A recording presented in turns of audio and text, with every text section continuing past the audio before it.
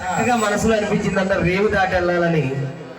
దారిలో అనిపిస్తే అమ్మవారంట ఈ సమయాన్ని ఒకే ఒక్క జాలారం ఉన్నాడంట రేవు దగ్గరికి వెళ్ళాడు. అయ్యో అన్నా, ఓయ్ ఓ జాలారన్నా, నన్ను రేవు దాటించవయ్యా అని అడిగిందంట అమ్మవారు. అర్ధరాత్రిగా వచ్చావమ్మ, ఎవరమ్మా నువ్వు అన్నాడంటే జాలారం. నేను ఎవరైతే నీకేంటయ్యా, నన్ను రేవు దాటించమని అడుగుతుందంట అమ్మవారు. జాలారని అంటున్నాడంట. ఏమన్నాడండి? ఉదయం నుంచి ఒక్కడే తిరుగుతున్నానమ్మా, అటు ఇటు నేను అలసిపోయి ఉన్నానమ్మా అంటున్నాడంట జాలారం. అయ్యో పాపం, ఇలా కాదని అమ్మవారు ఇంకెలా అడుగుతుందంట. రేవు దాటించరు జాలారం